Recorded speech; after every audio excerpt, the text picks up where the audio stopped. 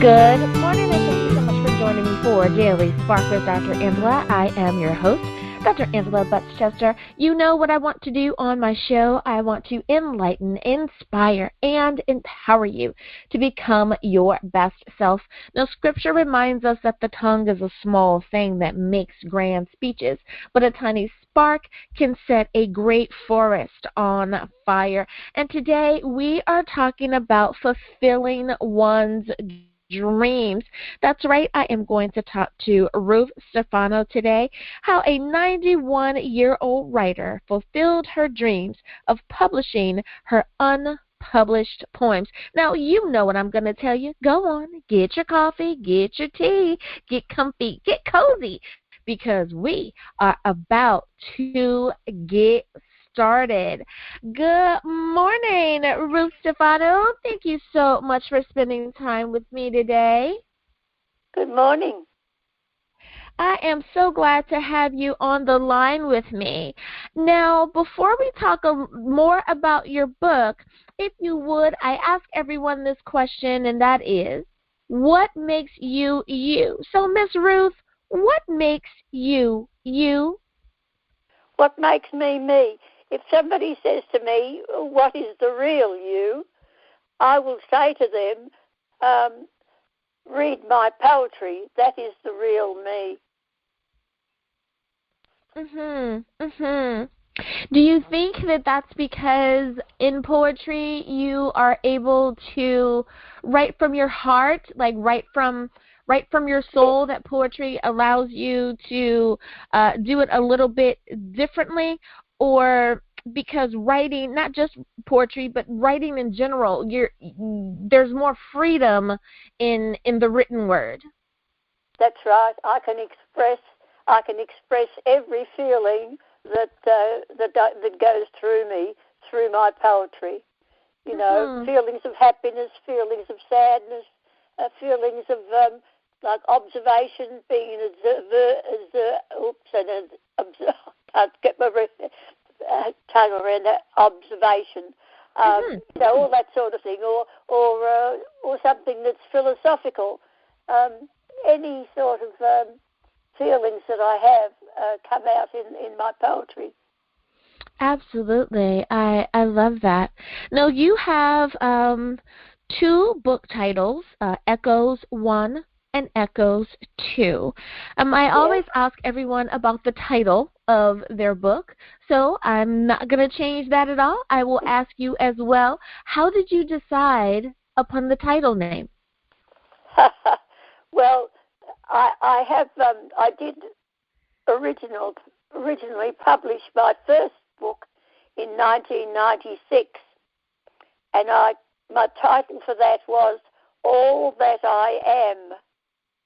So when I decided on my next books, I decided that they were sort of echoes of my first contribution, if you know what I mean. So that's why I called it Echoes 1 and 2, yeah. I love it. Now, you have been a career person during your earlier years, and I love it. You've worked as an office manager, and I love how you say you are presently enjoying your retirement, and I can't blame you. My mother says the same thing. She has deserved it, so she will enjoy it.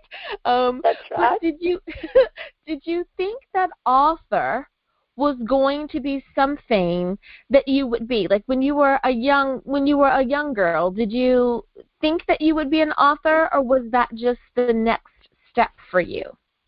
No, because during my elementary years at school, I loved poetry. Was one of my favorite subjects, and I really loved it when we used to have a poetry session once a week, you know, and occasionally I would get to recite a poem. So my favorite poem at the time was the Highwayman by Alfred Noyes, which is a very long poem. and I could never get to finish it because it was so long, which was a bit of a disappointment, you know. Anyway, I love how a good piece of literature can really stay with you, and how teachers can have both a positive and a negative effect on us, but there's nothing like an amazing teacher. There's nothing like an amazing English or literature teacher, because your imagination is just able to broaden and widen with the words that will be shared with you, however it's written, be it that it's in poetry or it's a play or it's a short story, but you're exposed to so much, and it really does get in tune with a certain part of yourself. Yes, it does. It is. Yes, I loved school. Loved school very much. I wished that I had been at school all my life. You know, some people don't like school, but I loved did. it. I loved it. I loved it, and English was one of my favorite subjects. I loved English and science, so yes. It is just amazing how I was very fortunate to have some amazing teachers in my life, so I can definitely understand that. Now, when did you decide that the moment that it was the appropriate moment to start writing your poetry? When did you say, yep, now is the time, it must be done? Well, I started writing poetry when I was about 12 years old. You know, I was still at school, of course, at that time. And I kept a little, like a book, a notebook, and I wrote my poems in that notebook, which I kept for many, many years before I published my first book. And I sort of had quite a collection by then. I think my first book has got, I don't know, about over 100 poems in it, I think. Yes, so they were my first. I mean, there were one or two, of course, that I thought, no, that's not quite good enough. But you know, but the majority of them were good enough, you know, to put in my first book. Yeah.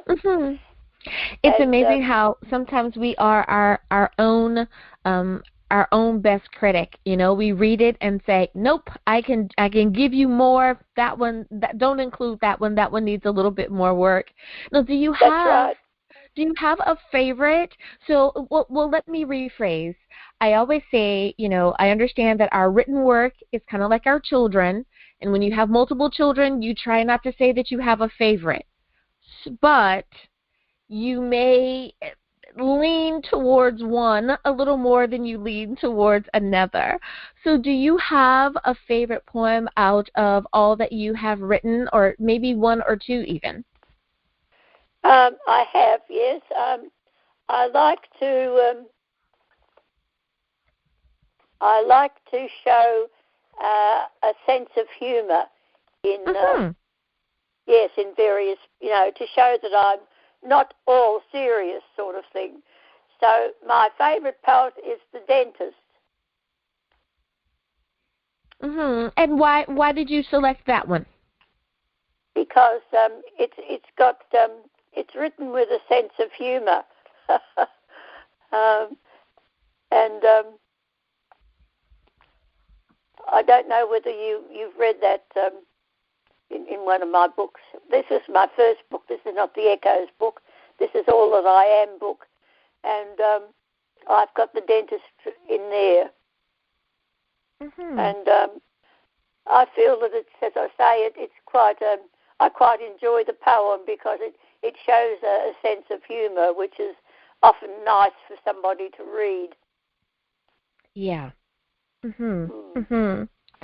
Now, you mentioned this a little earlier, is that you published your first book in 1996.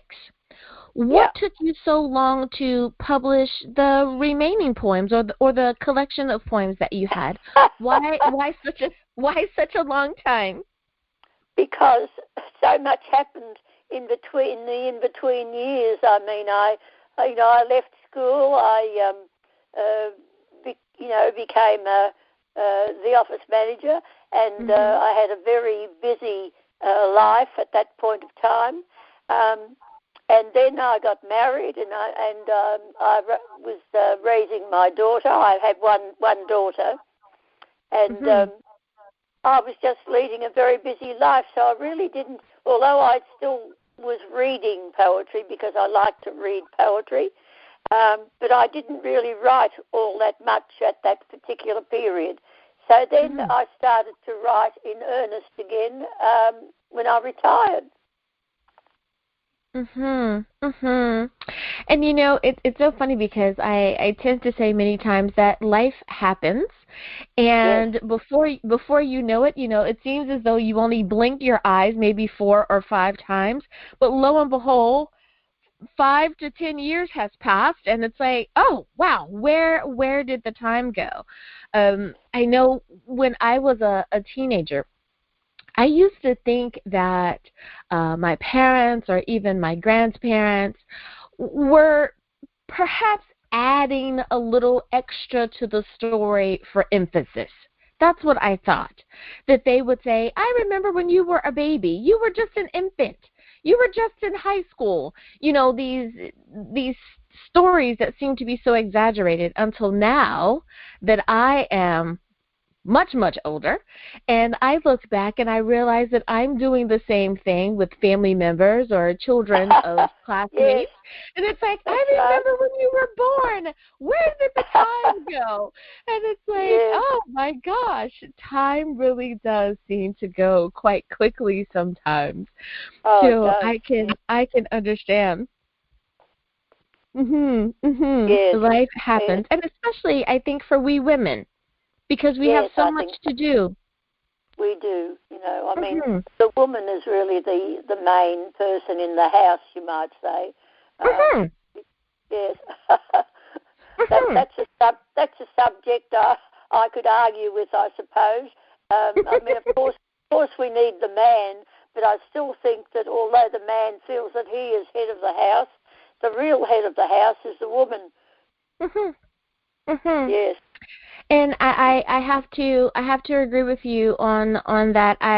I've talked to quite a few people about that, and even done some workshops on it for people who really talk about male-female dynamic in relationship. And though we have become modern in a lot of things, and we understand that not every couple is just alike, but I think that society still depends on a certain amount of tradition or norms or protocols, whatever you want to call it. But, when you're sick, you still want mom. When you're looking for a meal to bring you comfort, it's probably something that mom or grandmom made, that gives you that sense of peace. But when you want to have a good time, you might think of barbecue that Dad used to make. So there's these things, I think, that we associate it with. That's quite true, yes. And I think a lot of women they pacify the husband by letting him think that he is the main person in the house, That's right. It's like, shh, don't tell the best kept secret, right? That's right, yes. I love it. Well, Ms. Ruth, it is almost time for us to go to a break. But could you remind everyone, what is the title of your books that we are talking about today? Echoes 1 and Echoes 2. I love it. And, of course, everyone, you can pick up a copy on Amazon or where books are sold. Now that you know where you can get a copy of the book, we'll be back right after this.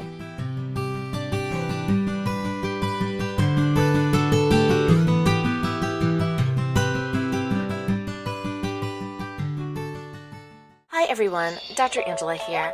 Did you know that Daily Spark is now on Facebook? That's right, you can visit with me at facebook.com/Daily Spark with Dr. Angela. I want to know more about what you're thinking. I'd love to know which interview did you find the most entertaining or the most informative.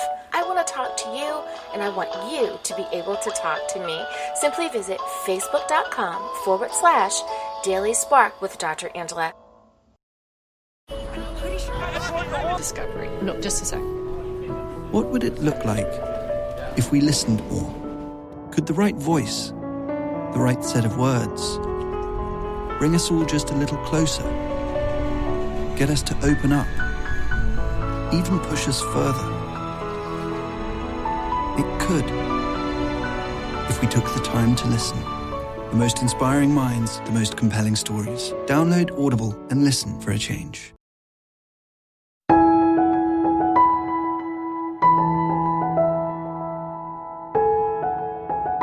What a crazy year it has been. Anyone out there feeling just a little bit lost right now? Well, no problem. Join me in learning how we can turn fear into confidence that creates cash.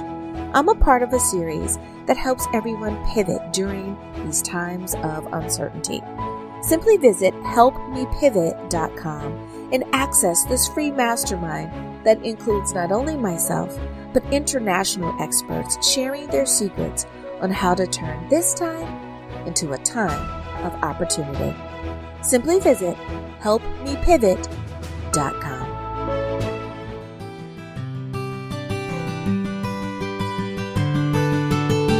And we are back. Thank you so much for joining me for Daily Spark with Dr. Angela. I am your host, Dr. Angela Butts-Chester. My guest today is Ruth Stefano, and we are talking about her books, Echoes 1 and Echoes 2.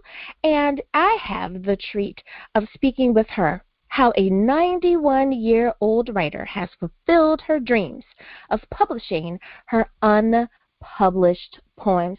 Now, listeners, you guys know that I love my grandmother up one side and down the other. So I always love spending time with our elders because they have such wonderful, wonderful stories to tell us. And she was born in 1907, which I have an extra blessing because most of my friends' grandmothers were not they were born much after that. So I have the added benefit of that. So Ms. Ruth, I usually call people by their first name, but to show you a little more respect, please allow me to continue to call you Miss Ruth, if you will. Okay, thank you. You That's are, fine. yes. Yes, ma'am. Now, you decided to publish your book years apart because life was happening. Were you able to make the transition from book 1 to book 2 for the reader? Like, will they know that there has been this much time between the two? Other than just looking at when they were published, will they be able to tell in your work alone? I don't think so, no. Mm-hmm. No, I don't think so. I love that. I really, at the beginning, I really would have preferred just the one book. But for some reason or other, the publishers decided that it'd be better to have 2 books. So I went along with that. Anyway, that's how it happened. Mm-hmm. Well, I find that for so many people who, I'm very much a traditionalist when it comes to books. I love having a tangible book in my hands. I grew up with actually having a study that was filled with books. So I think because that was always a happy place for me and it was always something to read, and being exposed to books early, that's a positive for me. So to be able to use Amazon to order that book and have it delivered, I'm like a kid on Christmas where it's like, my book is here. Now, when, it's like, it's just a book, calm down. But it's like, I love it. When I travel, I like having the ebook available so I can read it on my phone or on my tablet, but I love having that book. When you first were able to hold your books in your hand, how did you feel in that moment? Wonderful. Mm-hmm. And I think one of the happiest days of my life would have been when I brought the book out, when I launched the book. That was really just a wonderful, wonderful time. I had about 75 people at the launching,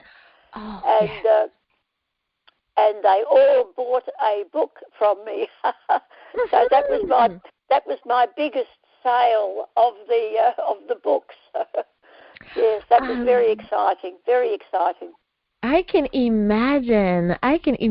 There's nothing like holding your book in your hand. There's nothing like having those moments where there's people to help you celebrate in your labor of love, having spent the time to write the book and all that comes along with having it published. So I'm sure that was an awesome moment there.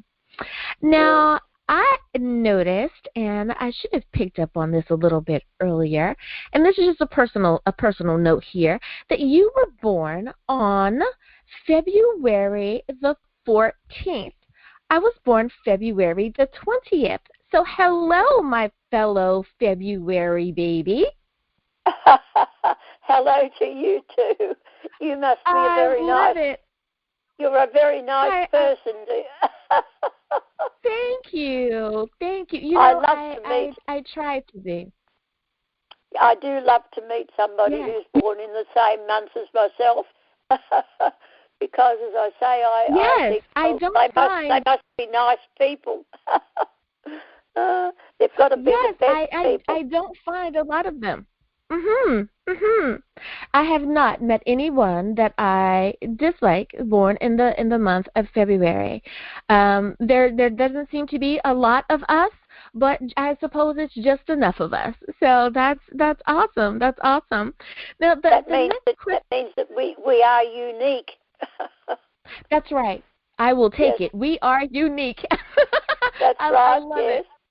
I love it.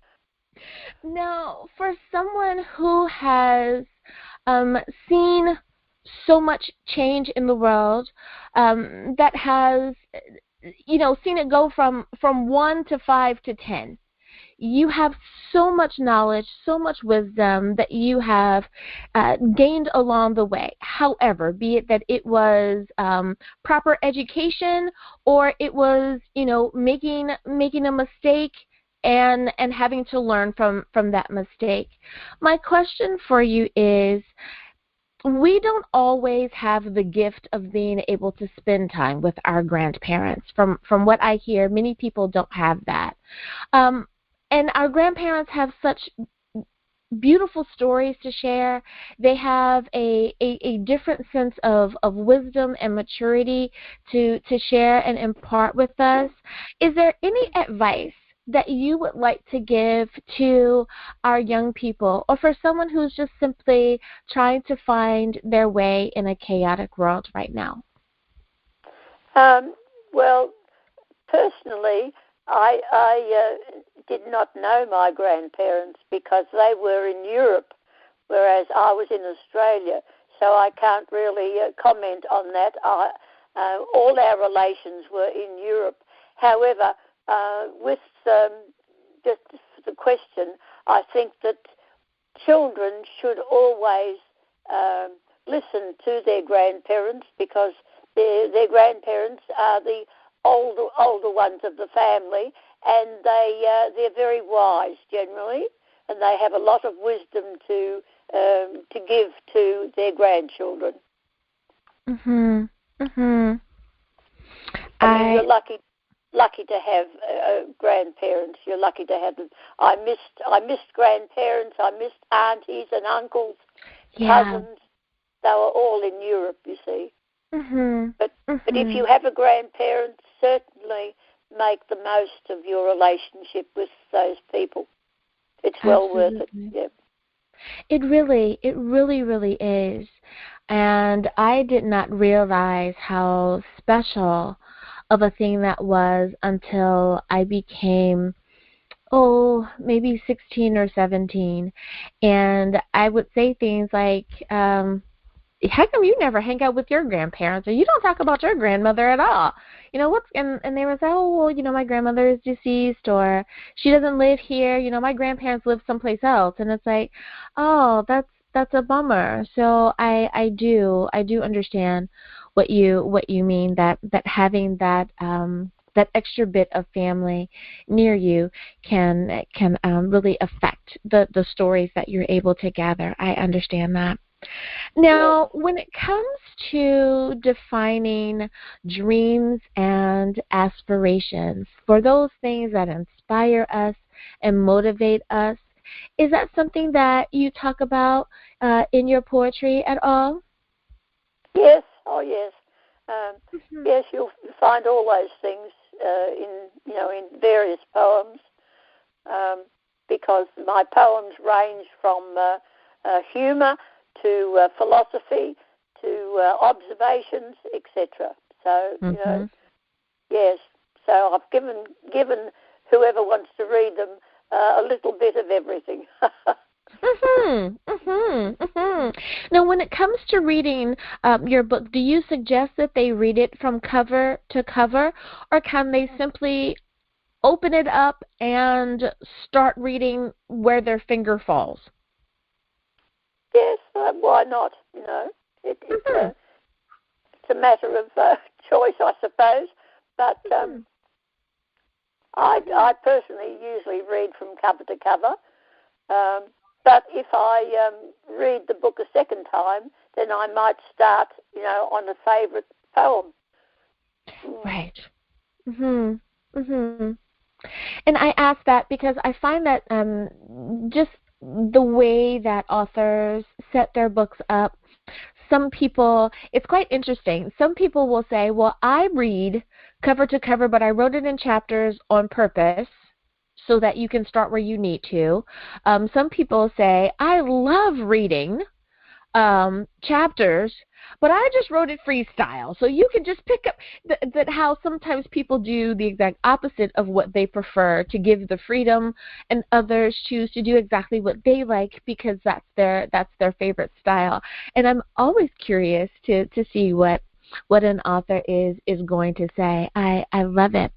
Now, we only have a little while left in the show, Miss Ruth, but I just want to leave this time to, if there's any bit of wit and wisdom that you would like to share with our listeners, or if there's a bit about the book that you want to highlight or make sure that they pick up on, I give you the floor for any last words.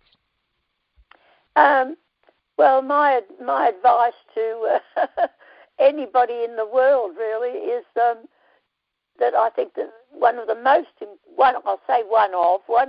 important things in life is to keep a very good sense of humour. I think it helps you to be able to deal with the very important things, if you know what I mean. One must retain a good sense of humour. I love people who have a sense of humour because they put you at your ease, and it just makes for more friendship to me. And there's nothing like friendship in this world. It really isn't. And I love that you say that, because my mother used to always say, oh my goodness, I hope I get this right, that it's like friends are a gift from God. that They are. that you know, you learn to appreciate them so much more. And those friends that turn into almost family are just the cherry on top, that they become an extension of your biological family. So I have to agree with you on that. Yes, that's quite true. Yeah, I'm glad you think that way. It is quite true. You know, we cannot take I've always been taught that we cannot take the things that we have been blessed with, the things that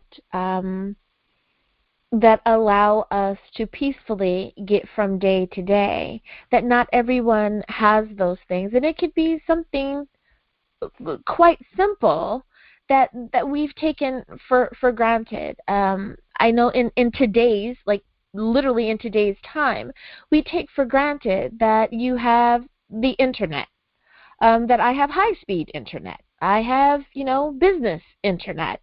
But there's someone right now that does not have that, and they're having quite a go at being able to learn from home right now. They're having a hard time with the virus and all of that, and because they don't have internet, they're not able to connect with their teacher, something that many people take for granted.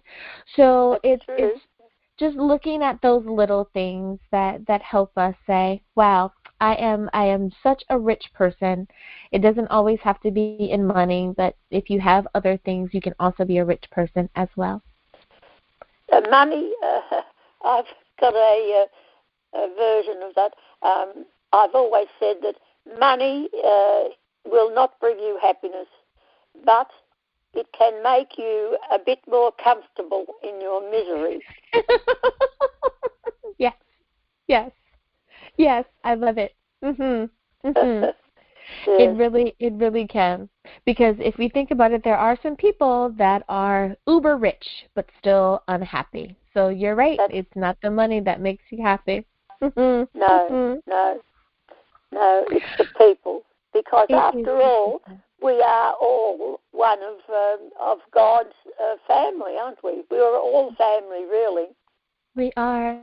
Yes. And I love that. I think if we start to think that way more often, then we could treat each other with a bit more kindness and a bit more love, if we think about it that way. Absolutely. Well, Ms. Ruth. Yes. Go ahead. I was going to say, I have noticed that during this terrible time of the virus, that in one way it has been good, because more people are becoming aware of being nice and kind and gentle to other people.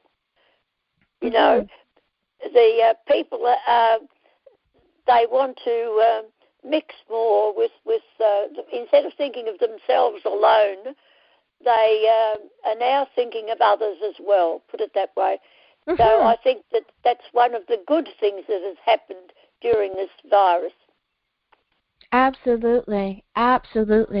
It really has gone back to a time where we're depending on that interconnectedness, just that simple calling someone on the phone just to say hello, and not taking those moments for granted anymore. You are most correct, and it seems like people have started walking more as well, because we can't really go far. But I know here in the States, and especially in some of the major cities, when we were really on a stay-at-home order and you couldn't go too far from your house, people would still kind of just walk around the block or walk to their local park and back, and you got to know your neighbor again. That's true. It has made a bit of a difference in our world. Well, Miss Ruth Stefano, thank you so much for spending time with me today and talking about your books, Echoes 1 and Echoes 2. I have enjoyed my time with you today. Thank you so much for being here. It's been a great pleasure for me too. Thank you very much for your assistance in this. And I wish you well. Thank you. Thank you so much for that. Thank you. Well, listeners, we hope that you have enjoyed your time with us here as well. As always, may the Lord continue to shine His face upon you. May you receive His grace and His mercy in all that you do. Until next time, everyone, remember that you are blessed in the Lord. Bye-bye, everyone.